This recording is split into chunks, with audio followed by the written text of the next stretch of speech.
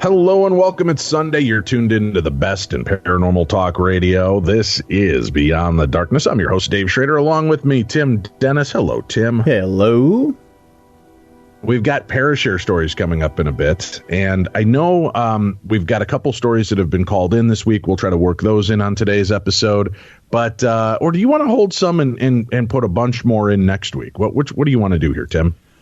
You know, that's a good question. We might have to play that by ear.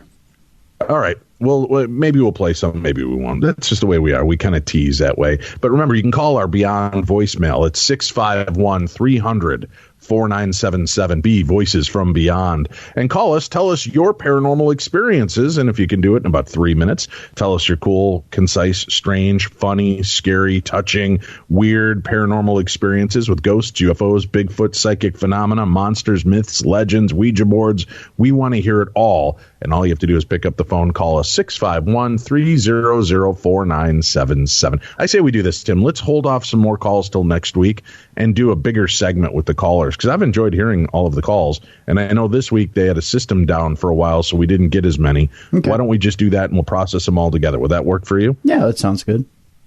Good deal. Well, we do have a brand new Theater of the Mind today that will work into the show. And we, because of our special guest yesterday with Diamond Dallas Page, we're kind of splitting up the ParaShare supernatural news this week. As you know, we had Diamond Dallas Page with us yesterday. If you guys missed it, check it out. A fascinating motivational moment with him, hearing about some interesting and kind of miraculous healings in what he's been doing, and his interest in the conspiracy theories, supernatural, paranormal, and UFOs. That was yesterday with the new supernatural news, which has been in abundance lately. A lot of weird stuff going on. Today, we're going to do an interview, and then we're going to share some of your stories. I've got a bunch of your emails pulled up. And remember, you can also email your stories directly to me. If you're not the kind that wants to leave a voicemail or you're a bit shy, email your stories to dave@darknessradio.com. And don't be afraid to use paragraphs and commas and periods. You can do that. I have faith in you. But Dave, I'm doing it from my phone. Here's the thing, Tim. I don't know if you know this, but on the phone, they've added commas and periods and exclamation points and question marks now. You get out of here, Dave. And a space bar. So no. you can actually put paragraphs in when you're typing a message from your phone. Did you know that? Now, Dave, let's not get carried away. Those phones have blocky little letters that are hard to type, and sometimes the little phones get carried away. Zach Morris, you've got to get rid of your big brick cell phone and get in with the new crowd. Get one of them their iPhones, Tim, or I do. One of them Droids. I have one of those iPhone X's. Really? Yeah. See, don't you have commas and periods and exclamation points so much? Well, I do, Dave, and I'm not a Neanderthal, if you will. I know how to do all that, but I'm just saying. Very pretentious way to say Neanderthal. Thank you. Well, I've been watching the Discovery Channel. Yeah. Knock it off. I don't like when you're smarter than me. Well. Let's get into today's interview. And I've been excited to talk to this lady. She is fascinating. She's an evidential medium, and she has a really unique way of getting out there to the world, which I thought was fascinating. We call her the Co-Medium, Tim. She is out there doing her work, but she does a lot of it at comedy stores and shops and what do you call them? Comedy bars, Tim. I don't know. I don't get out often. I need to get out more often, apparently. Yeah. Cindy Kaza joining us on the line right now. Cindy, thank you so much for joining us. Hey, thanks for having me. We like talking to mediums on the show. We don't do much in the way of readings anymore. It just got to be kind of like a forlorn, lonely hearts club kind of thing. And should I quit my job? Should I quit my job? Should I date this guy that's beating me, or should I leave him? And most of it just seemed like you don't need the other side to weigh in on that. Do you find that that's what a lot of your clients come to you with, is not really stuff that they need ghosts or the other side to weigh in on? It's just they really need somebody who will just affirm their belief already and help them make a decision? Well, honestly, I do more mediumship readings than I do psychic readings. I can do both, but most of my clients come from mediumship, which is contacting somebody who has passed away. And the events that I do in comedy clubs, it's all mediumship, So I do some psychic stuff, but a lot of people don't know the difference between a psychic and a medium, right? Psychics pick up on past, present, and future and the stuff that you were just talking about, and mediums talk to people who have passed away. So I think it's important for people to understand the difference between the two. And if they're coming to see one of my events, it's mediumship. Well, but here's what we've noticed. Even with the mediums we've had on the show, when people want to connect with their dead loved ones, it's always, are you proud of me? Should I be with this guy, mom, grandpa, grandma? It's still the same kind of psychic questions that we've seen. And that's why we kind of strayed away from doing any type of readings for quite a while. It just got to be redundancy. Well, and it can happen that way too, right? And so, but evidential mediumship, it's kind of self-explanatory. It's a style of mediumship that is practiced by spiritualists. I'm not actually a spiritualist myself, but it's really where you get really specific evidence. So at an event, basically what happens is I'll get somebody from the other side, connect with them first, get as much evidence as I can, find where I'm going, and then I don't really allow the people in the audience to ask me questions or feed me evidence. I actually don't want them to say much at all other than yes or no, right? And then I just give evidence to show that life does exist after death. That's the point of evidential mediumship. And then I go around and do that for, 90 minutes in the audience. So there's not as much of a back and forth in that sense. I just kind of give the evidence and I go, right, and move around the room as much as I can in 90 minutes with as many people on the other side as I can.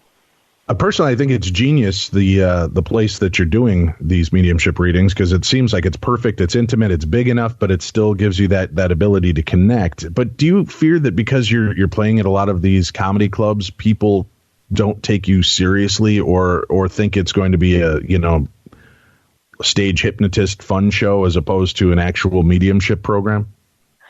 No, initially I got a little bit of pushback in the mediumship community because people would say, oh, you're not working in a spiritual place. I'm like, well, everywhere is a spiritual place, that just, right. And the spirits are everywhere, So initially I got a little bit of pushback, but no, I don't really encounter that much because, I'm using the comedy clubs as a venue to do mediumship.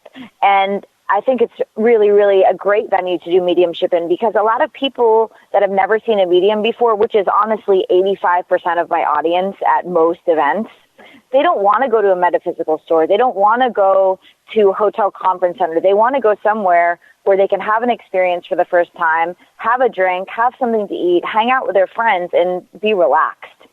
So I don't feel that people think I'm making light of death at all. I do have a sense of humor, but people on the other side have a sense of humor too.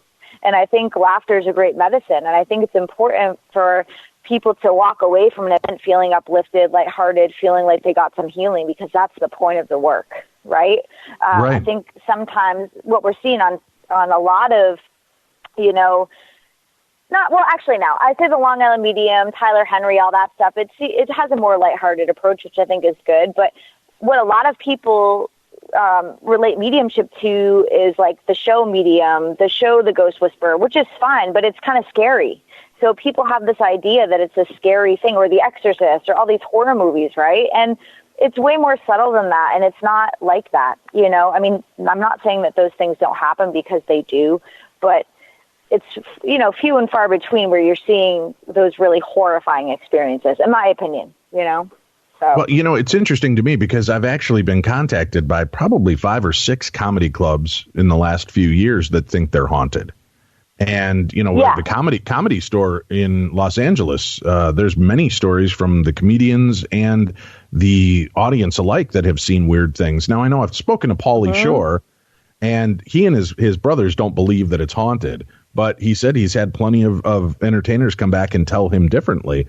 When you go into these locations, they are so rich with emotion, right? Because people, as you said, some people are going there because they're in a blue mood and they want to laugh. Some are going there and just uproariously having fun. The chaotic version of the comedians' personalities are so depressive and anxiety ridden and then funny at the same time. Does that ever overwhelm you going into a landlocked location like that where there is so much chaotic energy?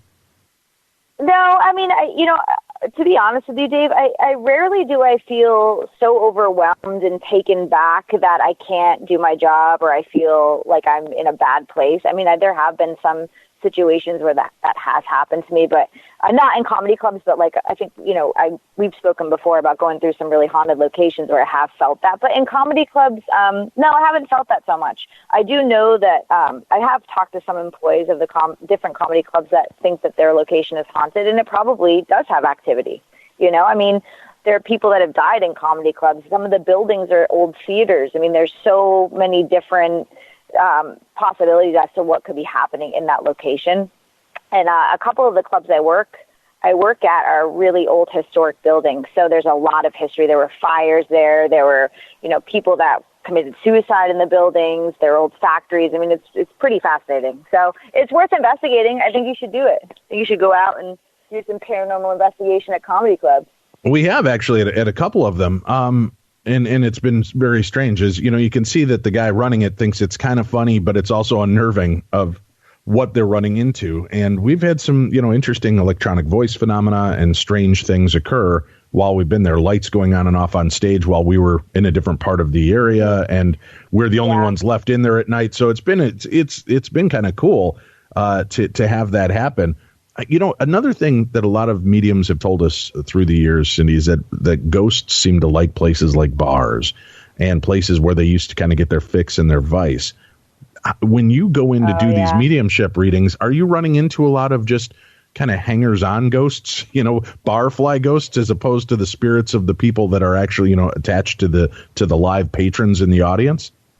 No, that doesn't. I mean, it's not that those people aren't there, but that's not, it's very, very rare that I'll do an event where nobody in the audience can claim who's coming through because it's somebody who's just hanging out in the club. I mean, can that happen? I didn't mean that. I didn't mean that specifically. When I'm asking you the questions, I'm not putting you under the gun of, boy, are you ever afraid your show sucks? That's not what I mean at all. No, I didn't take it that way. I didn't take it that way, but no, because I do think that those people do hang out there, or they like being around an environment where there is drinking and smoking, and you can see that sometimes, but no, and I didn't take it that way, but but I always believe that as a medium, I should be able to connect with the audience regardless of whatever other spirits are hanging out in the club. You know what I mean? So that's where I was going with that.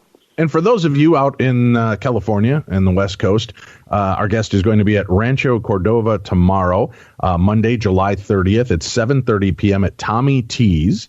And then Irvine, California on Tuesday, July 31st at 7:30 p.m. at the Improv. So you can check out her website, which is Medium Cindy Kaza, Kaza.com, and get information on where you can see her. And boy, I'm looking at your schedule. My God, how do you have time to breathe? You're so busy.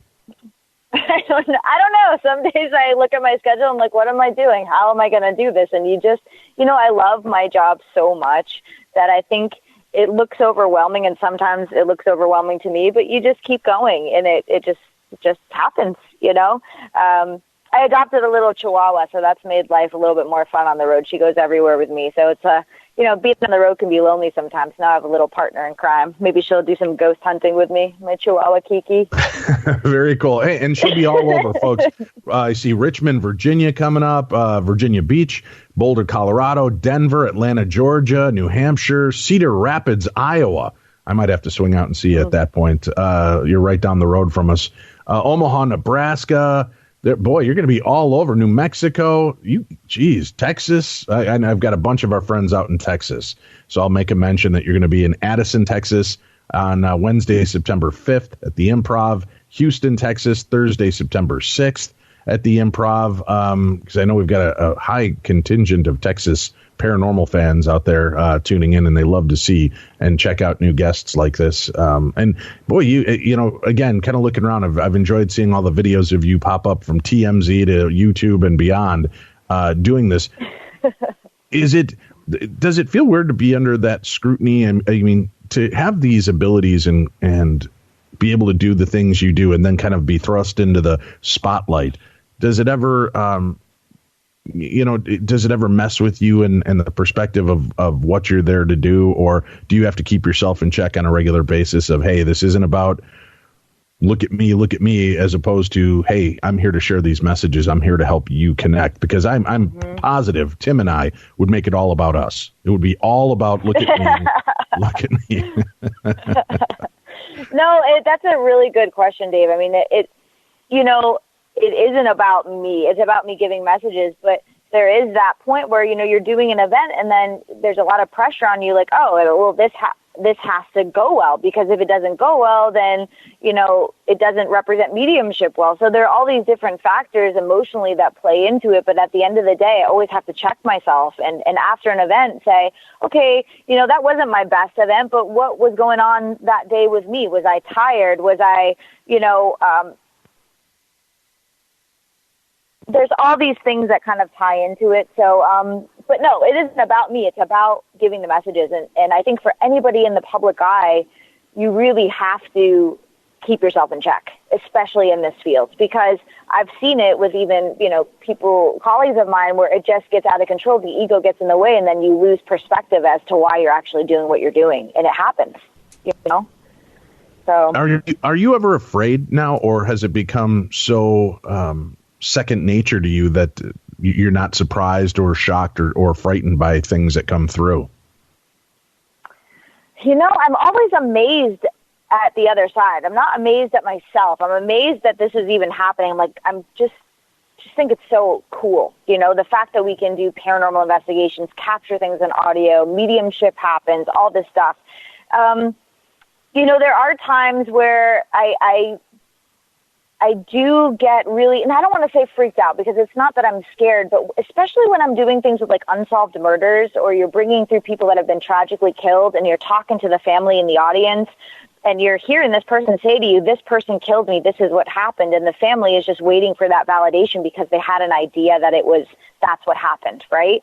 So those sorts of things really just blow my mind. I'm like, gosh, I hope I really helped this family. And the fact that the people on the other side are coming through to say, hey, we know what you think happened and you're right. And you're right about who you thought killed me, right? That stuff blows my mind.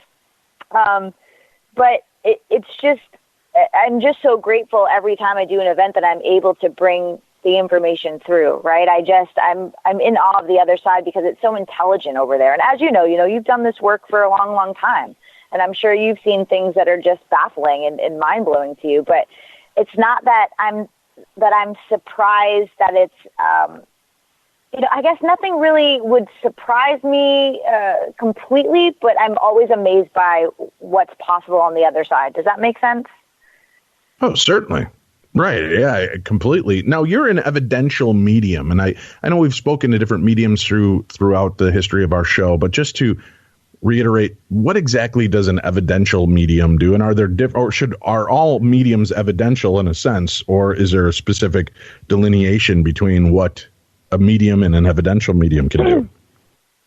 Yeah, it's the term evidential mediumship is really just a term. It's just used to describe the style of mediumship that I studied, which I studied at the Arthur Findlay College and with the spiritualist community. So, all mediums should be evidential. And sometimes I wonder, do I even need to put evidential medium in front of, evidential in front of medium? Because sometimes it even confuses people more, because we should be evidential, right? But really, it's more of a structure of the mediumship. So if you come to one of my events and you see me work, I always get 3 to 5 pieces of evidence before I go to the person in the audience, because what that's doing is saying, hey, I'm not just going to and cold reading you and making assumptions based on your appearance as to who I think should be on the other side. I've already gotten who died, hopefully their name, how they died, something else about them, and then I'm trying to go direct in the audience to the person that I feel pulled to, right? So it's hopefully eliminating some skepticism, because we get accused of cold reading people all the time, right? And that sucks. I don't like that, So evidential mediumship is just more of a structure and a style of mediumship from really the spiritualist community, spiritualism, the religion. And that's why it's called that. So I guess, I don't know, all mediums should be evidential. I mean, they definitely should, but I think it's just more of a structure of mediumship, basically, you know? Well, and I want to find out more about you. I want to know when this started for you, because I think that's an interesting aspect to so many, people's stories. And how does it ignite? What is that spark that makes us aware that there's abilities that we have that are different than others? We're back with our guest, Cindy Kaza, and we're talking about her life and career. When did you realize that you had these abilities, Cindy? Well, the first experience that I can remember having was when I was 10 years old. And I don't think, it's not think, I know I didn't understand what was happening at that time. I saw a girl who I used to walk home from school with named Amber. She died in a car accident. And after she died, I saw her standing directly next to my bed like the Sixth Sense. And then I remember pulling the covers over my head, and I pulled them back, and she was still there. So it was terrifying, right? And so for a long time, I tried to pretend I didn't have abilities. I didn't understand what was happening. I was super sensitive, had a lot of anxiety. I had premonitions.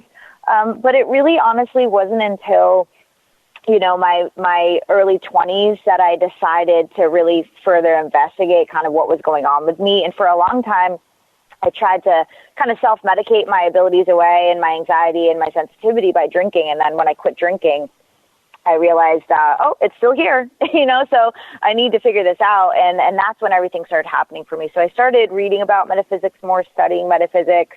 And then it just kind of happened. So for me, it wasn't just, I was 10, I had an experience, and I always knew this is what I was going to do. It wasn't like that for me. I actually tried to push it away for a really, really long time. So that's my journey, and if you had asked me 12 years ago, if I would be talking to dead people in comedy clubs for a living, I would have, thought you were the craziest person I'd ever met in my life. But I'm really glad. I'm glad that I found my path, because I've never felt more, at peace with who I am now that I've embraced this ability. And I think that that's something to be said for people who have this intuition and this strong sixth sense. It's okay to be who you are. It's okay to have this ability. It's more common than I think what we're told or what people realize, So now, when you had this moment and you saw this friend of yours that had passed, did she speak to you? Did she try to communicate, or did she realize that you were just terrified and freaked out by the situation and leave it at that? Mm-hmm. Yeah, that's exactly what happened. So she was just standing there staring at me, and I was so scared that it just went away. Like after I pulled the covers over my head, pulled them back and pulled them over again, and then she was gone.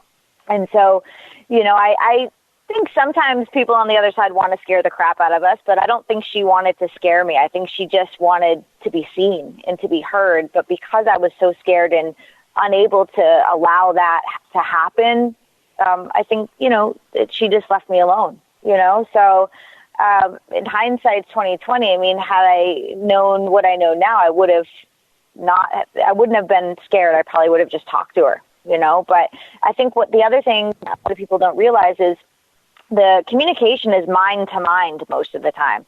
So a lot of people will tell me, I saw my dad standing there, but he wasn't saying anything. He was just staring at me. Does that mean he's in a bad place? I'm like, no, the communication with the other side a lot of times is more telepathic. It's mind to mind, or it's feeling to feeling. So I didn't even understand how to communicate with somebody on the other side then, And now I know a whole lot more about how all of this works. And kind of realizing that you didn't, not everybody had this, did you ask your family about it at first? Were you just kind of keeping it? Did it feel like a dirty little secret to you? Well, yeah, I mean, no, I didn't talk to anybody about it, and even up until maybe I was about ready to put myself out there publicly, I really didn't tell my family about what I was doing, because I was afraid of their judgment on me, or they would think I was completely crazy.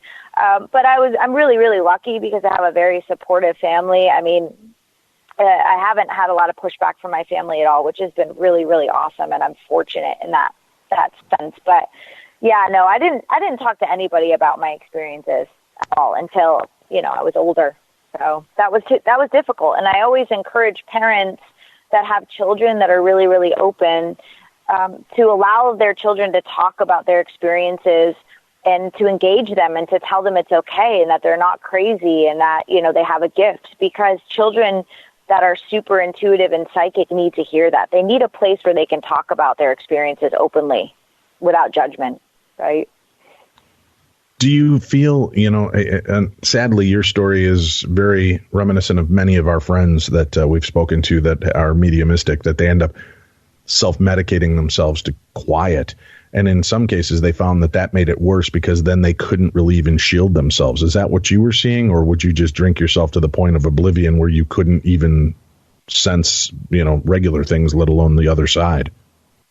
Well, it wasn't, I wouldn't say it was that bad, but I do agree that it actually did at times make things worse because I couldn't shield myself. And I had a couple of very scary experiences while I was intoxicated where it was scary. I felt like I was being, for lack of a better term, attacked by something on the other side. It was only 2 times in my life where I've been horrified to that extent, and it was when I was under the influence of alcohol. So I guess I have to ask myself, was it alcohol induced, or was I just, my guard was so low because I was drinking? I don't know. Because when you're under the influence of drugs and alcohol, a lot of different things can happen, So. And when you're in that position and seeing that, do different level entities make themselves known to you that you normally would be more shielded against? Yes, so that was my experience with when I was drinking. I had a couple of experiences with entities that were more powerful and that scared the crap out of me. And I haven't had that experience since I've quit drinking, not at that level, not where I felt like I couldn't protect myself or, so absolutely. I feel that it's not a good idea, and if you're in this field, to drink yourself into oblivion or to have substance abuse issues, because you really, really do allow yourself to be more open to things that probably aren't in your best interest, There are a lot of people out there that feel the stirrings or believe that there's something sensitive about them. As somebody who actually has this ability, and it wasn't just innate. You had the basics, but you've spent a lot of time honing your craft and actually going and learning about it and schooling yourself on that. What would be your recommendation to someone who thinks that they may have these abilities opening up in them to really put it to the test? And maybe I should ask it this way too. And the reason I ask it that way is Tim and I meet a lot of people that claim to be mediums or psychics. And I think, my red Solo cup might be a little bit more psychic than they are. I know we've been told we all have the ability, but some of us have it at such an unbelievably low level, but they think that they are, the John Edwards of the world and the Cindy Kazas and people that have, shown and made themselves a name doing this. First of all, in your opinion, does everybody really have this ability? Yeah, I think everybody has the ability to a degree. I always say everyone can play the piano. Not everybody's going to be a concert pianist, right? We all have the ability to have these experiences. But for people who are kind of opening up or thinking they're having these really, or thinking, I'm a medium, this is my path, I highly, highly recommend finding a mentor, somebody you can study with, taking some classes, learn to understand energy, understand metaphysics, understand chakras, auras, all that stuff. I've taken classes in a lot of different areas of this work. Not that I utilize all of those things. Like, I've studied trance, but I don't utilize trance very much because it scares the crap out of me. We talked about that, right? I've studied healing. I've studied a lot of different things, but it's important for people to understand what's actually happening. And I really think it's unfortunate when people have an awakening or have an experience and they suddenly think they're a professional medium or they're going to do this. They go out and they start giving information to people without using proper etiquette. They just don't have boundaries. And that, not only does that do disservice to our field, but it can harm people, right? If the medium or the person claiming to be a medium doesn't have a foundation on this work or understand what's happening, and then they're suddenly going around giving readings to everybody, it's not a good idea. And they also don't understand how to, control their ability or set boundaries with the other side or turn their ability down, because you really shouldn't be walking around open all the time, all day, every day. It's not healthy. It's not healthy for your energy, for your mind. So there are a lot of things that I feel need to be understood before going out into the world saying I'm a medium. Thank you. Thank you. I think that's such an important message that you just shared. And listen, it's not a slight against all of you that feel this ability and feel this urge and want to help. Make sure you understand what you're doing. Listen, I see somebody wounded and I want to help, but just because I've watched, doctor shows doesn't mean I'm a doctor, and doesn't mean I should be the first one to leap in and try to do surgery on somebody who's cut themselves open. Try to do what you can to stave it off, but maybe not jump in full fray. Don't throw yourself into this where you're giving information and things that could really upset the apple cart for others. With that said, do you ever get unsettling information, bad information? And I don't mean like, what's Dave's favorite color? Blue. No, it's not. It's purple. But I mean like where they want to tell you to share something that, is really uncomfortable. And do you ever hold it back? Do you ever think, no, that's not my job, I'm not saying that? Or do you just release it all? No, I mean, I totally use discernment. That's the thing. That's the other thing that people that are just opening up, sometimes they think, oh, well, I'm hearing it, so I need to share it all. No, you don't. Like if I'm hearing something like from somebody on the other side saying, hey, her husband's having an affair, you need to tell her right now. I need to use discernment. I don't run around doing that. And secondly, not everybody on the other side is at the same level of soul progression, and they're not always telling you the exact truth. And you have to know the difference between what you're feeling, right? And you have to know when sometimes not telling people things is more healing than just telling them everything you're healing. What if the person I'm speaking to and doing a reading for has severe depression, and I just heard from the mom on the other side that her husband's cheating on her? If I tell her that, how do I know she's not going to go home and make a really foolish decision and decide to take a bunch of pills or do something to harm herself? It is so important as people in this field to use discernment and to know boundaries and to know what's helpful to somebody and what isn't helpful to somebody. What if, as the other side of it, though, do you ever have to sit there and see, this is where it would start to drive me crazy. I would overanalyze myself to death. I would think, well, maybe I have to tell her because this may be the thing that gets her out of her depression and changes her life, turns it around. Maybe she's depressed because of this guy, because he's an anchor and she's looking for that moment. How do you, what's that line? And if the dead are coming to you with a message, is there something important about that message? Or sometimes, like any conversation with a relative, sometimes there's good information, sometimes there's just blathering stuff that doesn't need to be said. Mm-hmm.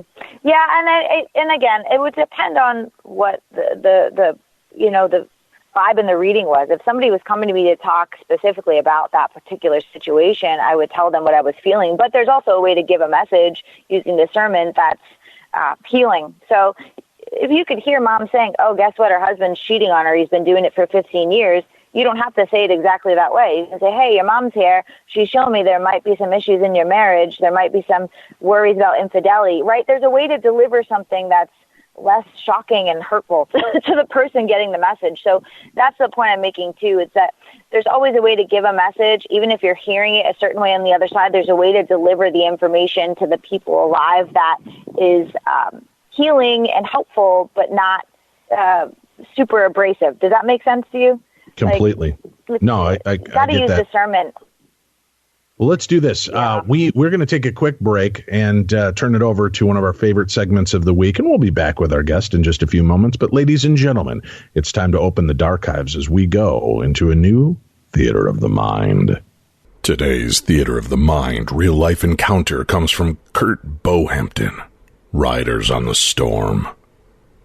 Driving a long, lonely stretch of highway on a dark, rainy November evening back in 1997, I was returning from a friend's get-together at a local bar when, up ahead, through the rain, I could see someone walking along the highway.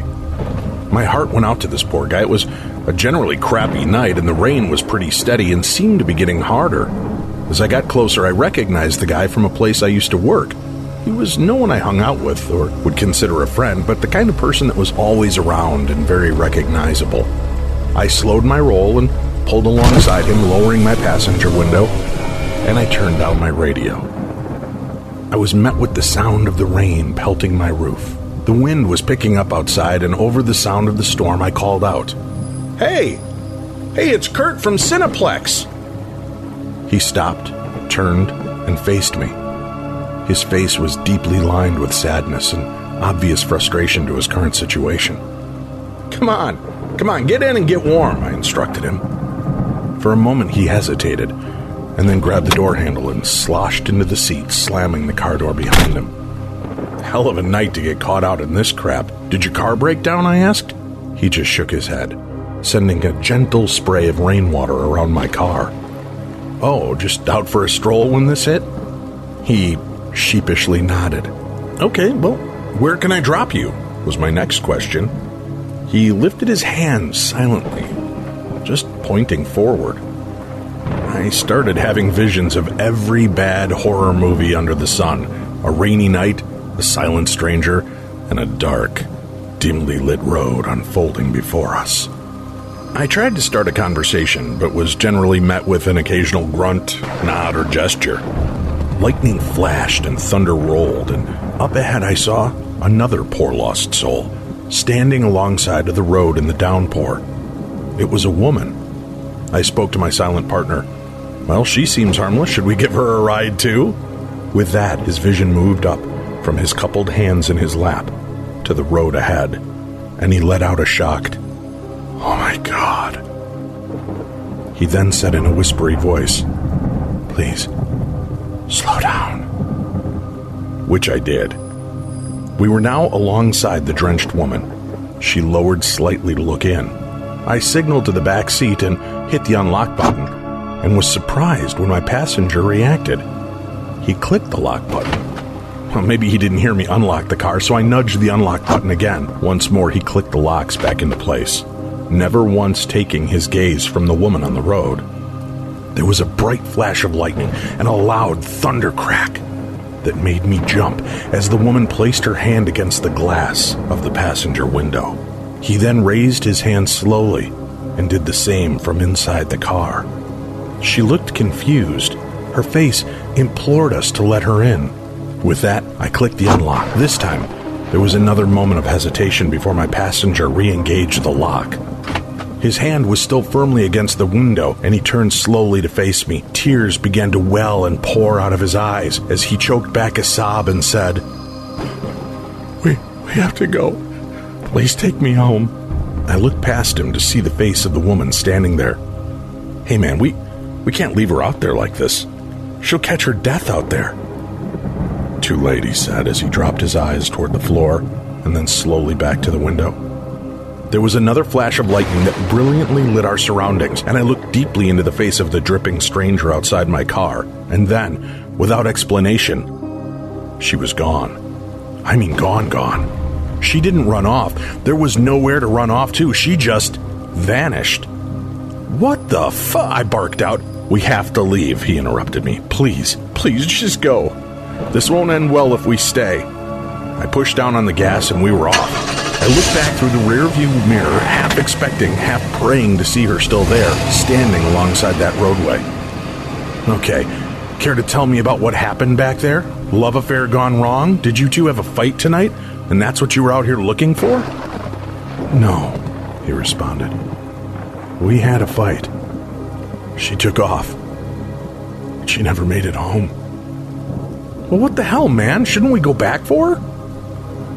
"A truck driver hit her. She was killed instantly," he said in a broken, monotone, emotionless voice. "What? Dude, we just saw her. Are you telling me I just saw a goddamn ghost?" Please just take me home," he insisted. We continued on. As we turned onto his street, he said it was 3 years ago tonight. They had a fight. She left in a huff and was struck and killed by an over-the-road trucker that had nodded off for a few seconds. Ever since then, he would go walk that stretch of road on the anniversary. He had never had an encounter until tonight, he told me. He was destroyed. He never in a million years expected that. He let out another sob. Thanks for the ride. And I glided into his dark driveway. The lights were off inside the house. The sky crackled with light and roars of thunder again as he exited my car. Thanks. Sorry for getting your car all wet. That's all he had to say as he exited the vehicle. Seriously? After all that, he's sorry for getting the car wet? I couldn't sleep at all that night. I tossed and I turned. I was excited. I was freaked out and fascinated by all that I had seen. 2 days later on the news, they reported a suicide. Lo and behold, I find out it was my cold, wet passenger. The thing we saw that night must have broken him, I thought to myself, and then I heard the statement that hit me. It actually dropped me down to my seat. He had been presumed dead for at least 2 weeks, the coroner reported.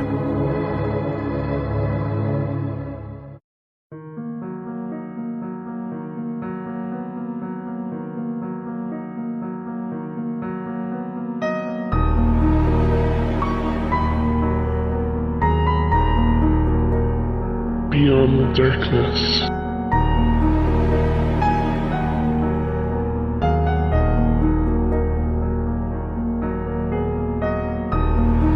Hey, we're back. This is the best in paranormal talk radio. Beyond the Darkness is on the air. And remember, you can continue the fun with me every weeknight, Monday through Friday on Midnight in the Desert, the best in anomalous talk radio. You can get information right now, and you only have a few days left to subscribe for our special deal. In the month of July, we're giving back. That's right. It's $4.99 a month to subscribe to Midnight in the Desert. And when you subscribe for your first time ever in the month of July, we're going to donate $4 of your subscription price to Second Harvest Heartland.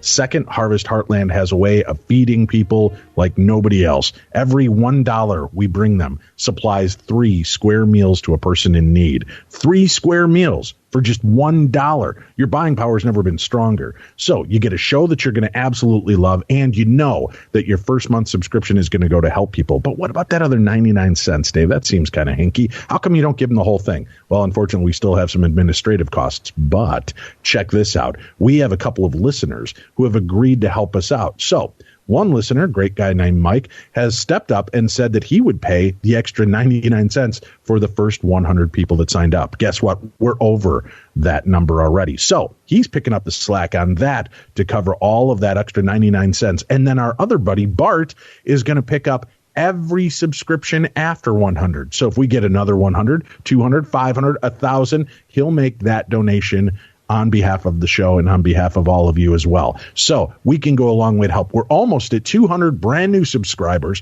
and we'd love for you to be a part of it as well. Check it out at midnightinthedesert.com/hunger. midnightinthedesert.com/hunger. You get the best in paranormal talk radio with Beyond the Darkness Saturdays and Sundays. Now you can get the best in anomalous talk radio every Monday through Friday with Midnight in the Desert. And don't forget, you want more Tim and Dave? You get more Tim and Dave every Tuesday on True Crime Tuesday. And how do you find that? Well, go to darknessradio.com, click on the True Crime Tuesday banner, and subscribe now and hear the best in true crime talk radio. Plus, we have a lot of laughs, which sounds like a strange dichotomy as we're talking true crime. But we talk the most fascinating crimes and cases, and we lighten it up with dumb crimes, stupid criminals.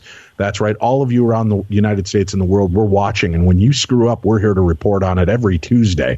And check that out again at darknessradio.com. Click on that True Crime Tuesday banner and subscribe. And when you subscribe to True Crime Tuesday, not only are you supporting Tim and I for True Crime Tuesday, but that goes to help us with this show as well for Beyond the Darkness. So you're going a long way to help out. So make sure you go subscribe right now and be a part of the program with us as well. All right, we're back. Cindy Kaza is our guest here this afternoon, and it's great chatting with you, Cindy. Thank you for being so open and forthcoming with your stories. I appreciate it. Oh, of course. Thanks for having me. Now, we mentioned, you and I have talked off air, we're buddies, and I'd asked you about trance mediumship. Can you explain to listeners what trance mediumship is and your reluctance to do it? Yeah.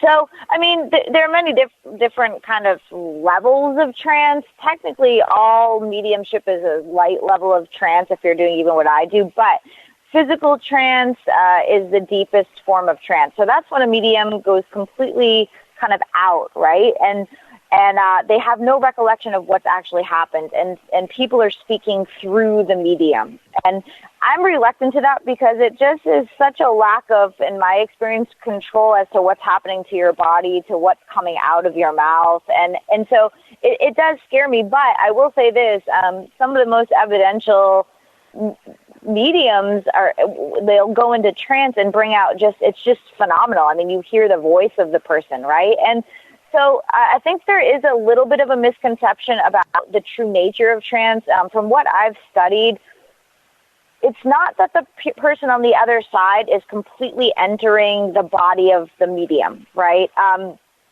It's that the blend is so tight, and that they're impressed upon the medium so much that the medium actually becomes them. But there's always a slight level of control. So, like, somebody that's in physical trance, even when they wake up, they might not have a recollection, but the person was not actually in their body. There's something called ectoplasm, if you study mediumship at all, where a lot of times when there's physical trance, the medium is actually speaking through what's called a voice box made of ectoplasm, which the person on the other side, the spirit on the other side, is able to impress their voice upon.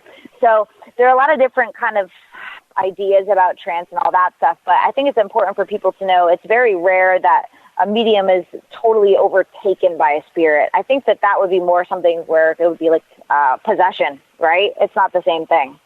So I am a little bit reluctant to do trance. I've studied trance. I've done some trance, but I think for me, I would really have to be in a really safe environment with people that I really trusted to allow myself to be that vulnerable.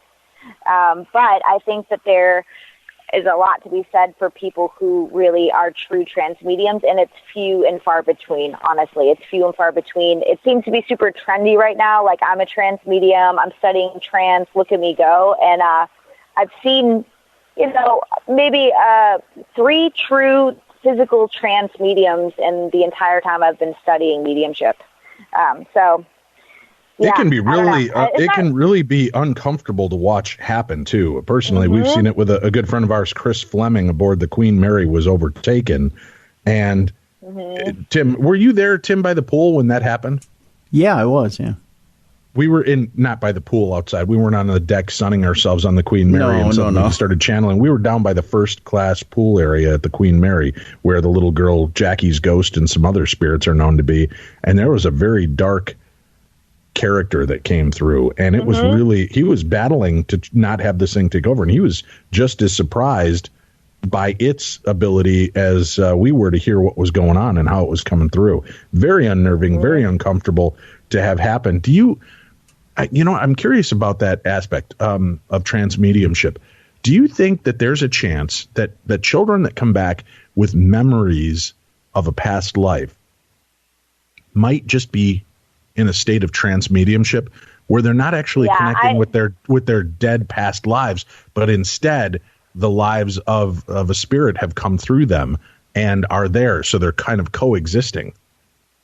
Yeah, I do kind of make that argument because I do a Q&A at the end of all my events, and people ask me about past lives, and they'll talk about how children will say, oh, guess what, Mommy, I was this person in this year, and then the parents will go research it, and it turns out to be correct. So I say, well, that's possible, but I challenge that by saying maybe that child is just very, very, very psychic and open and is a medium, and they're having a mediumistic experience where somebody from the other side is impressing themselves upon the child so much that the child actually for a moment becomes that person, right? And so it's actually just trance mediumship. And they're having a paranormal experience or experience with somebody from the other side. So yeah, it's hard to say because it really could be both ways. And so that's an excellent question. And might explain why multiple people think that they're Marilyn Monroe or Elvis Presley or whatever, right? I mean, they're picking up on that residual trance mediumship that they're doing. Or they're picking up an aspect of that person's soul, right? They're picking up on the spirit of that person on the other side. So there are a lot of things we don't know. I always say the beauty's in the mystery. There's no way for us to know all of the answers. It's just impossible. But there are a lot of possibilities. So it could be they're having a past life kind of memory, but I also really lean towards the fact that or the idea that they're having a mediumistic experience.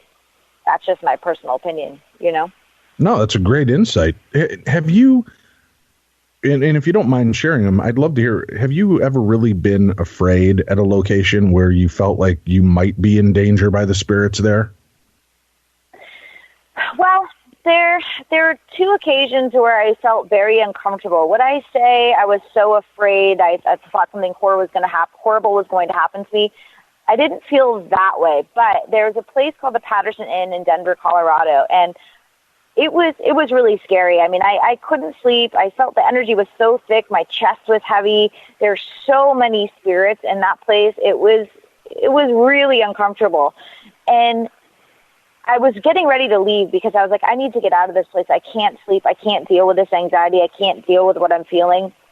And I just gave it another second, and at one spirit, this man came forward, and I said, "What do you want?" I said, "I'm trying to sleep. What do you want?" And what he said to me kind of just changed everything for me. He said, "Look," he goes, "we just want you to hear our story. We just want to talk to you. You can hear us." He goes, "Do you know how many people come into this building with their gadgets and their electronics?" He's like, "They're not actually talking to us." He's like, "You can hear us."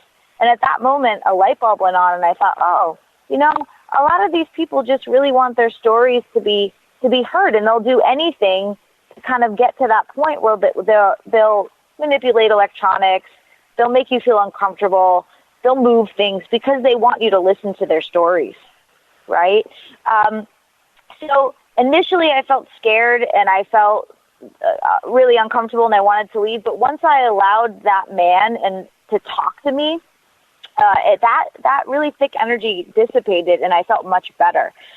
And there was one other time at the Lumber Baron where I did speak to a man who was a murderer and I didn't like him. And honestly, I think there are many levels on the other side and layers. And some people, when they do things that, aren't good, they have regret and remorse on the other side. This man had no remorse. I mean, he was mocking me. He was laughing at me. He had murdered 2 people. And I didn't like him. But was I afraid he was going to hurt me? No. So I haven't had really horrifying experiences with demonic entities, which I do believe exist. I haven't had that experience yet. Knock on wood. I hope I don't have to go through something that horrifying, but I might, in this work, doing what I do to help somebody, and that's okay. But I trust in God so much more, and I put all my faith in God, and so I think God is more powerful than anything that can really harm me, and I'm not afraid of the other side. So I think I try to live in that space, and in the land of unicorns and rainbows. That's a nice place to be too, So, I just keep telling myself that's where I am, unicorns and rainbows. Makes it easier. Very cool. You've got, quite a varied career, and I'm curious. I'm sure you run into other mediums and psychics out in the field, and some probably very well known. Without throwing people under the bus, unless you're in the mood to do so, have you ever come across one that is just so fake and fraudulent you can see through it in a heartbeat? Or do you believe that a lot of the people out there that are where they are in their lives because they really are that skilled and talented? Yeah, I mean, I'm not, I would never throw anybody under the bus on TV or on radio. That's not my style.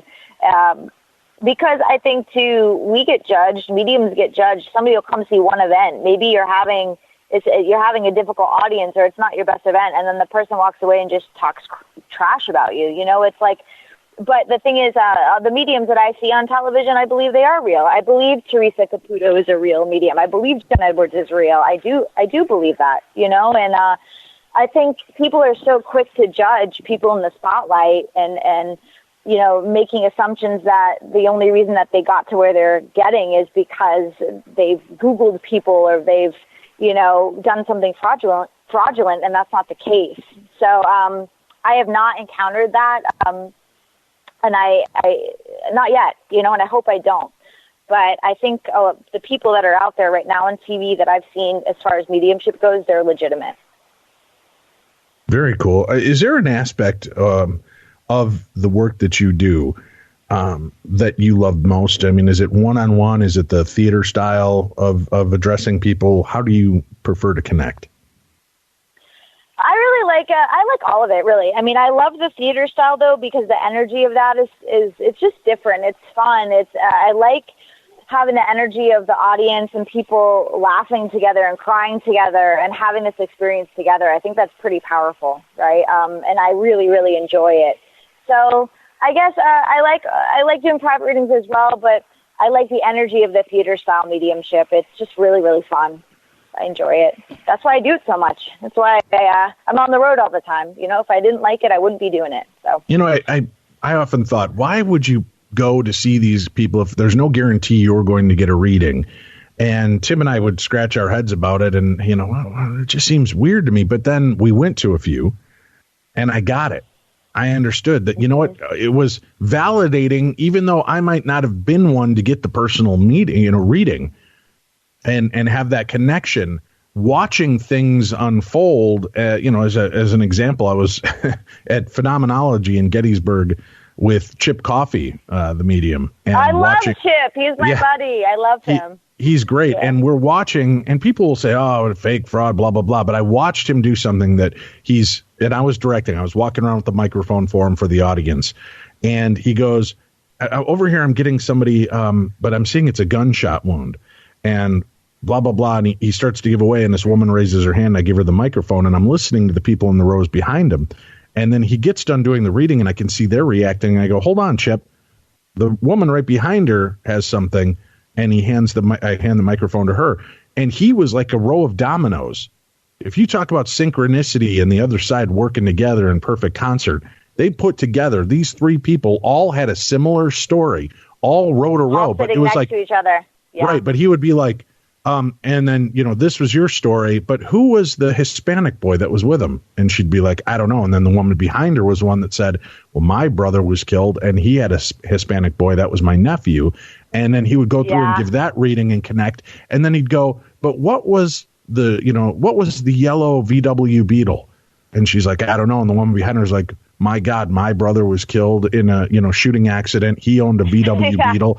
And it was, to me, that was one of the most knockdown. I didn't need a reading to enjoy watching somebody connect so deeply and spiritually with others. So it became, I love going to those shows now just to watch other people and see how their lives are changed and their reactions to those type of situations. So that to me can be equally as rewarding. I don't necessarily always need the connection for myself to have that holy shit moment. I mean, this is something that you can see it and validate and get that answer to, is there something out there, by watching how other people get their connections. Yeah, and it's about having that experience together as a group, right? And I agree with you. I mean, and I love Chip, by the way. He's just hopefully we'll work together soon. We were hoping to do something together at this show that I had in August, but he's going to be out of town. But he's an awesome person, and he's an awesome medium and psychic. I mean, he's awesome. So we're back with Medium Cindy Kaza. You can find her information at Medium Cindy Kaza, Kaza.com, and get a chance to see her in person as she travels the world. And if people want a one-on-one reading with you, do you do them by phone, by Skype, by smoke signal? How can they get in touch with you? Yeah, I do phone, Skype, FaceTime, but just being perfectly transparent, I will not be doing any new private readings until next year because my tour schedule is so heavy, just so people know that ahead of time, No, that's great. But is the best way to do it checking out your website, Medium Cindy Kaza? Yes. Kaza? Yeah, sorry. MediumCindyKaza.com. Yep. Okay.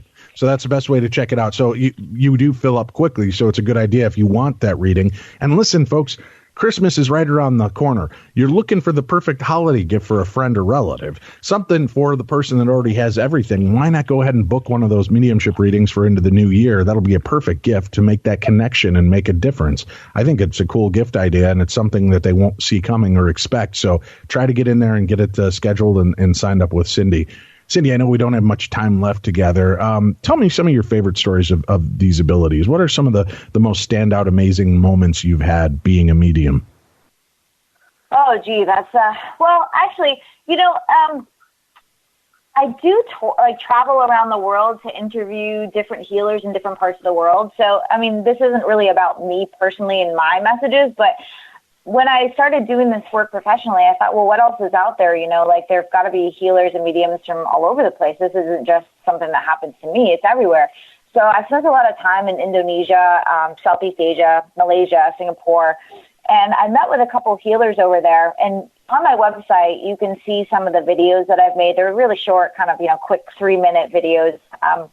But I've seen some healers over there do some crazy stuff. I've seen people light paper on fire with their hands. I've seen people have smoke coming out of their hands. I've had my wrist burned with somebody's finger. Just really, really, insane energetic transfer stuff. So I think that I love doing what I do, and I'm always amazed by the messages coming through that it's even possible. But when I see things like that in other countries where people are moving things without touching them, and you're seeing telekinesis and all that crazy stuff, that blows my mind. So I really hope, one of my goals is later in life to be able to spend, a good chunk of time over in Southeast Asia just kind of studying and learning more from these healers, because it's fascinating. There's so much out there that I've never even seen in America. I've never seen people do that here, So I think that I'm really, really inspired by seeing a lot of that stuff, because it's just, it's right in front of your eyes. I mean, have you ever seen anybody light paper on fire with their hands, Dave? It's pretty crazy. Not without a match involved, no. I haven't. No. I would love to see that kind of focus and power and ability. Yeah, that stuff fascinates the hell out of me. That's why I love to travel. I go every year. We go to a foreign trip. I'll go to Germany, Prague, Australia, Ireland, Scotland, France. Just a chance to see these different places and hear about the culture and the way that they look at aspects of the paranormal. But what you're doing, I'd love to see that as well. And you've got those videos. You've got a lot of that available. And where, again, are the best places for people to see the work you're doing and your documentation of these places? On my website, MediumCindyKaza.com, there's a video link, and the videos are all videos from my travels. They're amateurishly edited by me, so I apologize if they're, they're not perfect, but I have a lot more footage that I'm working on editing right now as well. So you can check it out there. And also my Facebook page, Medium Cindy Kaza. Like me on Facebook. I have a lot of videos on Facebook that aren't on my website from my travels. And, as I was in Indonesia, what I would do is do quick edits and post them, so you can check it out there too. So it's pretty, in my opinion, it's probably the most fascinating thing I've seen in this field thus far. It just blows my mind. So, yeah. Where do you say you think is probably the most, and I hate to use the term because it sounds overused, but the most magical location you've ever been? Whether it's, here in the United States or out on the road, where have you just felt like, a connection with the area like you've never felt before? Oh, that's a tough question. I mean, I guess I could go back to Indonesia is probably the most magical place I've ever been in my life. In the United States, geez, have you ever been to Lilydale, Dave? It's pretty cool place. Yeah, sure. So, I mean, I know it's an interesting place. Every time I go there, it's just I don't know. It's got a vibe about it that I really, really like. I just went there for a couple of days, like a week and a half ago, and I just every time I go there, I just feel really, really connected to that place. So. It's pretty magical. I think people in this field that want to, or anybody, should just go there and check it out. It's pretty cool. They have classes all summer long where you can study mediumship, healing, and it's a cool place. Now, in a weird bit of synchronicity, I'm just going to throw this at you. In Minnesota, there's a comedy club in Lilydale, Minnesota, which is right down the street from me. So you got to get yourself booked out here. I wouldn't kid you about a thing like that. I believe you. Hey, I'm down. Very cool.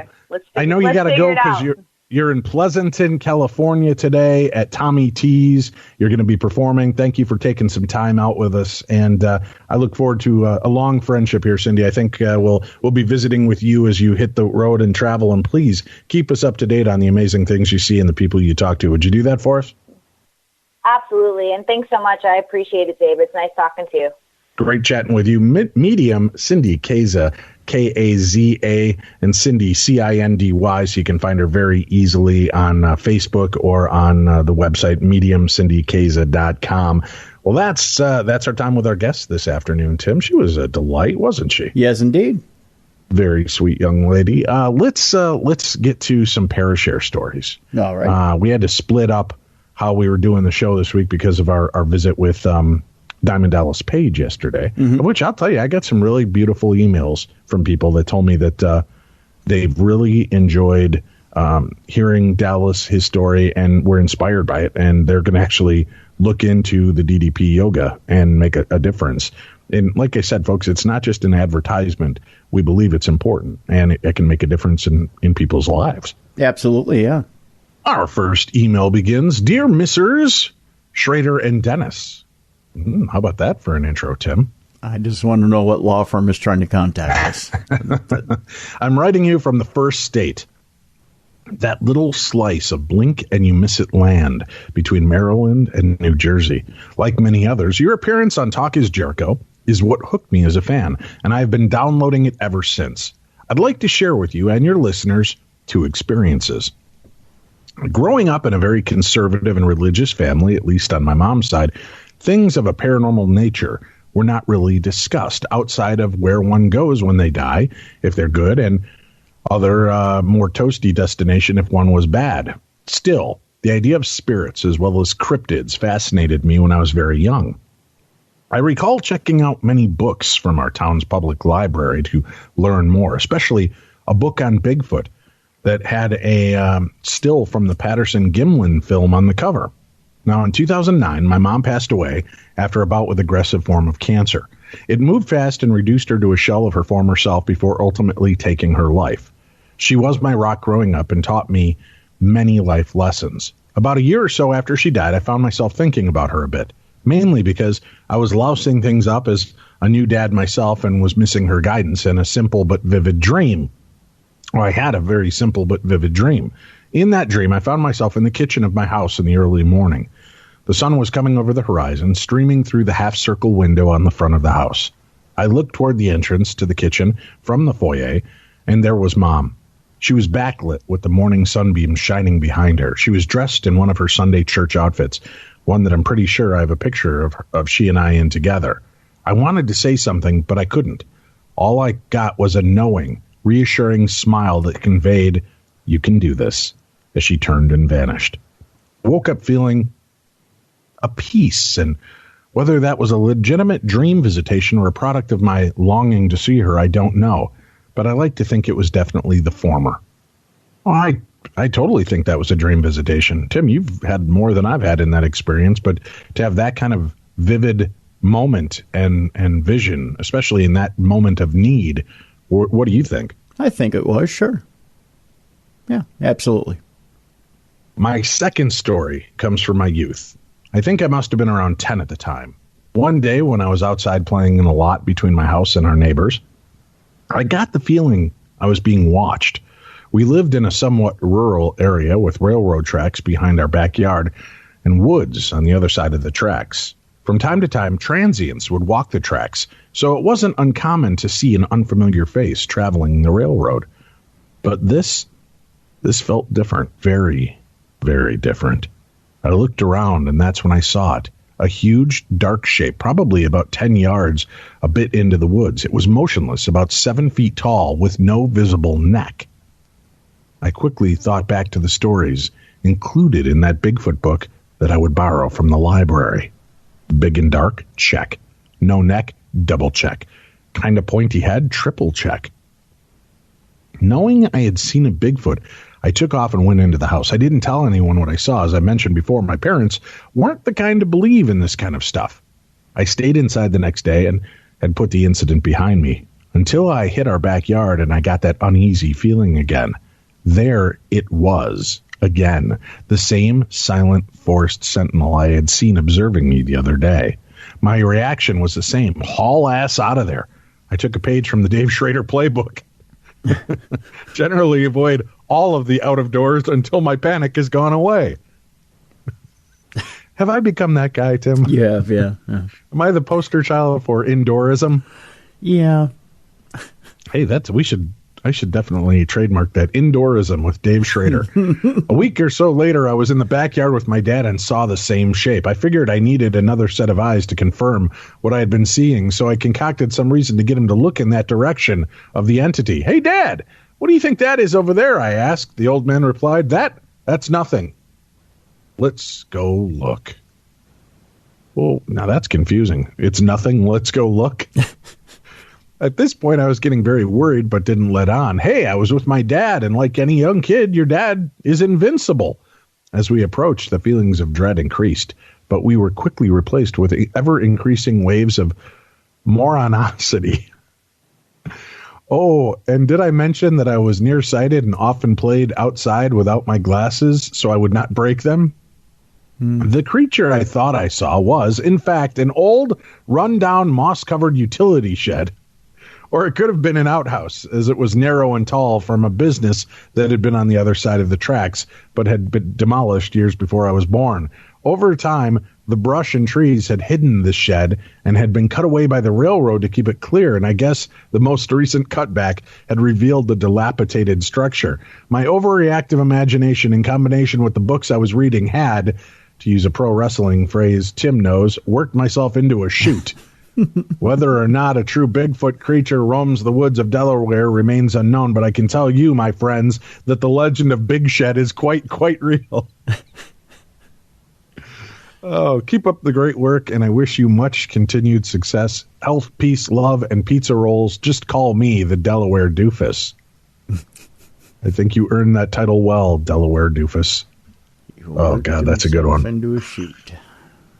I took a picture recently as I was out of doors, Tim. Tending my garden, as one says, but legitimately tending my garden. We're growing stuff, Tim. I'm very excited. I've got green beans, zucchini, tomatoes, Tim, and cucumbers in my garden. And I'm out watering my garden. And as I walk back, I notice what appears to be a huge footprint in the mud in my yard. Bigfoot. Well, what else would it be? It was huge, and it was bare. And I took a picture of it, and I sent it over to our buddy Eric Altman, and he goes, looks like a tree stump. And I reached down and touched it, and sure enough, it was an old tree stump in the shape of it. And he goes, Bud, hey, you just found big tree stump, so congratulations on that. Good on you. So I've created my own cryptid, Tim. Big tree stump. Big tree stump. Apparently overshadowed by Big Shed. Dear Dave and Tim, hey, I know those guys. I just picked up your show through Podcast One after needing something to listen to at work while in the field. Living in Australia. Go on, do that poor Aussie accent, Dave. I can only get podcasts, so I'm playing catch up. What do you mean, poor Aussie accent? I think my Australian accent is pretty spot on, mate. That's right. All right. I won't go into it now. I feel shamed. I feel Aussie shamed, Tim. You have been on. I wanted, however, to let you know about a couple of experiences I've had with the paranormal. First, when I was 11, I was away on a school camp, not band camp, and we were supposed to write letters to our parents saying how we felt about them. What kind of hippy-dippy shit are they doing in Australia, I have Tim? no idea. Get in touch with your feelings. Right. Remember, this was 1982 and the Catholic education system here. But as I was writing the letter, I felt this feeling that something was off and not right. When I got home, my mother informs me that my grandmother, Dad's mother, had passed away while I was at camp. At the time, I didn't register that the two were connected. Then a few years later, my middle brother and I got to talking and discovered we both got this feeling at the same time. Since then, we both had that feeling a few times, which then results in him calling me and both of us doing the family phone round. Years later, I was on a ghost tour of Maitland Jail. I had been in a bad situation and had tried for the umpteenth time, Tim, that's just after a Brazilian, an umpteenth time to commit suicide. So my youngest brother and his wife took me out to get me away from the problem. At the end of the night, the psychic leading the tour offered everyone a palm reading. I asked my sister-in-law to let me do it for shits and grins. The psychic looked at my hand and looked me in the eye and said, "Are you seriously kidding?" We were all confused, and I said, "What's wrong?" To which she replied in a lower voice, "You're a medium, and you think it's funny." After I finally convinced her I wasn't, she said that I had been trained right from a young age. I could be amazing. I still didn't get a palm reading or a job offered, though. Another time, I was living in my grandparents' house, again, Dad's parents. Both had been deceased for a few years. My dad had just passed away 6 months prior, and I was in a bad place.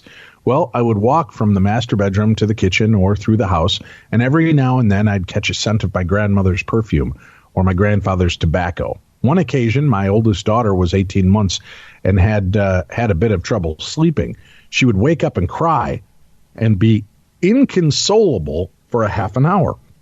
Then she would settle in and it would start all over again. I finally had enough after she said goodnight to me and looked past my shoulder and said, "Goodnight, Pa." My dad was Pa. That night she woke up not screaming but playing with someone or something. I finally got her settled and just loud enough I whispered, "For F's sakes, Dad, play with her during the day, but let her bloody sleep at night, please. I know you loved her, but give us a fair go." The nighttime disruptions ended. Then, but my oldest, what's going on with my voice? I'm suddenly turning into Barney Fife, Tim. No. The nighttime disruptions ended, but my oldest, who is now in her early 20s, has told me she has seen people or spirits that no one else sees. She unfortunately doesn't like this and tries to block it out. Anyway, this is getting so long, so I'll end by saying I love Beyond the Darkness, and I am a new fan, even telling my daughter to listen in. Keep up the good work, and that comes from Darren. Well, Darren, thank you very much for listening, and I'm glad that your umpteenth attempts did not work and that you're still here with us. And where do we sign up for Feelings Camp? Right. Yeah. Dear Tim, I sure do love you lots, especially when you wear your matching parrot head MeUndies underwear. Oh, my. Your pal, Dave, the guy everyone addresses first in their emails. There we go. Oh. That'll be the email I'd send to you, Tim. Oh, I appreciate that. Hey there, Big Red Machine Dave and Macho Man Tim. Wow. First off, I'm DJ, and this story I have to tell you happened to me about a year ago, and it's left me changed, turning me from a semi-believer to a full-blown believer of the supernatural. Now, it's kind of long, so be warned, but I feel the entire story is important because of how weird the situation was. I'm going to relay it exactly as it happened to me. Let me prepare by clearing my current Peter Brady vocal cord issues. I'll have a swig of water, Tim. All right, then. Ooh. Quite loud.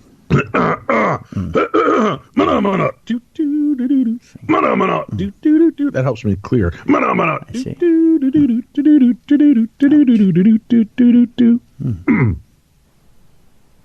I was driving west from St. Louis to Kansas City on I-70. It was 2 a.m. in the morning. Anyone who's made that drive knows there's nothing but trees, farmland, and a few cities randomly dotting the landscape. But otherwise, it's just hilly, two-lane highways. It had begun to rain and was a sprinkle at first, then grew gradually into a full-on deluge, complete with thunder and lightning and very low visibility. As such, I had slowed myself down from 70 to 45, hoping I'd eventually get out of the darkness and storm. As I passed by an exit off the highway, I saw what I thought was a woman. She had long, dark hair and pale skin. She wore dark blue jeans, boots, and a gray tank top. She was getting soaked as she walked along the highway with her hair down. I'm going to regret doing this, I said to myself, but I pulled over anyway, stepped on my brakes a few times to let her know I'd give her a ride. She ran to the car, opened the door. I then noticed her skin wasn't just pale. It looked almost movie pale. She had piercing blue eyes and smiled at me as she got into the car. "Thanks," she said. "No problem. I can give you a ride to the next stop. Hopefully that's out of the storm," I said, and I pulled back onto the road. She just smiled at me and gave me a brief nod as we drove down the highway. The radio in those wastelands basically consist of extremely country music or Christian bluegrass stuff, so I'd been riding in silence. Now, out of the side of my eye, I could see her staring at me, smiling thinly as we drove. So I looked over at her briefly and then back at the road as I decided against my own better judgment to ask her a question. So, where are you headed? It's a long way from St. Louis, and we still have about 150 miles to Kansas City. Or are you going to Columbia? I asked her. She just smiled, then looked forward and asked me a question of her own. You don't always randomly pick up hitchhikers, do you? Uh-oh, Tim. I don't like the sense of this story. I don't like where it's going. I'm starting to feel all serial killery. I was going to say either that or I feel like there should be some really bad disco music in the background. One or the other. Yeah. You don't always randomly pick up hitchhikers, do you? I was a bit puzzled by the question and avoidance of my answer, but shook my head. Nope, you're actually the first. You're not some crazed lunatic or killer or anything, I said, as I nervously laughed. She tilted her head and grinned slightly wider. If I said yes, what would you do? I glanced at her again as the lightning flashed for a split second. I swore her smile grew far wider, like a literal Cheshire grin. But in the blink of an eye, she looked normal again. So I shrugged and answered, well, I suppose now I'd hope you'd give me the benefit of the doubt, considering I am giving you a ride out of the storm. She laughed a little and didn't say anything for a few more minutes. Now, keep in mind at this point, I was thinking what a dumb freaking mistake I made picking up a hitchhiker because she was pretty. Now I'm going to be stabbed or something crazy, most likely. She looked over at me again and tilted her head. Ah, you think I'm cute. Do I make you nervous? She said. You read minds too? You're a psycho mind reader hitchhiker, I said, joking, trying to lighten the mood. As the rest stop was 5 miles ahead, I was almost through what I was sure was a potential murder of myself. No, I can just tell. You know you can pull over. I can pay you back for giving me a ride if you like. I don't know if this is a bow chicka wow wow or a ch kind of story, Tim. It's a hard read right now. Yeah. Should we keep reading? I don't know. I think so. I think it's kind of choose your own adventure right now. You go to the left and it's a bow chicka wow wow. You go to the right and it's a cha cha cha. So yeah. Now how she said that led me to believe one thing. She wasn't talking about money. I looked over at her and she was beautiful, extremely so, maybe supernaturally so. I'd never seen a woman so pretty, but I also had this fear, this something in the pit of my stomach, which told me if I did anything with this woman, it would end me somehow. I felt like an impala being staked by a lioness. Nah, I mean, you're pretty, but I'm not about that. I just want to get you out of the rain, do a good deed and all that, I said nervously. She laughed loudly again and the rain began to lessen. You can pull over here, she said. Are you sure? I mean, we're almost to the rest stop. It's only 1 mile ahead. Yeah, I'm sure, she said. So I pulled over, as she asked, and she opened the door and got out. She leaned into the window and smiled at me.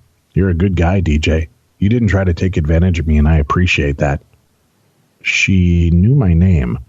I never told her this, by the way, but you should be careful when you pick up strangers on the side of the road. Not all of them are as nice as I am. And Dave, I kid you not, after she said that, her eyes, which were already exceptionally bright blue, seemed to get brighter for a moment. I smiled and waved, then pulled away quickly. I checked out my rearview mirror, and she was standing there still, smiling, and waved goodbye at me. Now, 20 miles down the road, I'm still freaked out slightly, thinking I dodged a major insane bullet, when on the other side of the road I see the same woman, the same clothes, the same hair, the same look, the same eyes. She smiled wildly at me as I passed, and it was a huge, unnatural smile, an unsettling smile, and one that I'll never forget. There's no way she got ahead of me, as I didn't have any cars pass me on the road. It was only 2 lanes going west, so I would have seen someone pass by me. I don't know what she was, if it was a ghost or something else, but I know for a fact she wasn't natural, and she could have easily ended me. I feel sorry for the person who tries to take advantage of her, though. That's for sure. Well, thanks for reading my story. It feels good to tell it. Ooh, damn it. Now I kind of wish we would have kept that for a creepy version of our theater of the mind. We had a hitchhiker ghost story earlier, but that one was chilling. That way, yeah. Yeah.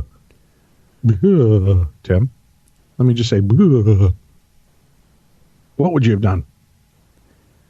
Sexy, wet blonde in the car offers to settle up with you, Tim. Settle up with me? Let me pay you for this. Do you pull over bow chicka wow wow? Do you have a problem with the fan in the background there? What's that? Yeah, I'm giving you the one-eyed wink, Tim, and the click, the old click. The click. Yeah, the click, Tim. What, you giving me Shawn Michaels and Diesel? Who are you giving me? I don't know, Tim. Huh. Greetings and yes, go ahead. Are you going to answer me now? What am I find it hard to believe that DJ didn't do anything with her, to be honest with you. Really? Yeah. I think he's being modest. Yeah. All right, Tim. Shall we read another of our little stories here? Sure. So you think that he took ghostly head, Tim? Is that what you're trying to tell me? What? There might have been a little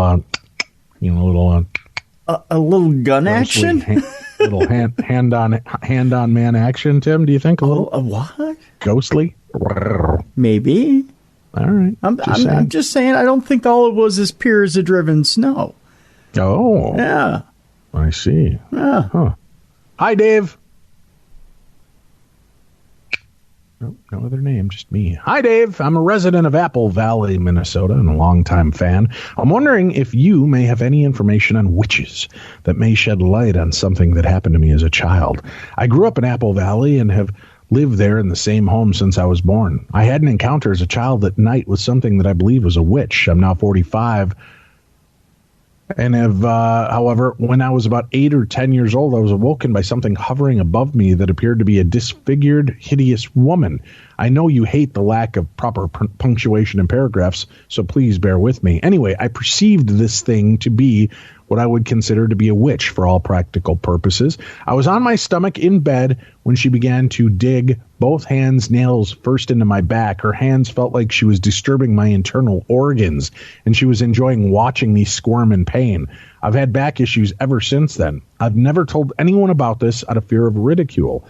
I was just wondering if you happen to know of any similar encounters of this creature that it might have been. And no, I wasn't sleeping or dreaming. I was wide awake during the entire terrifying process.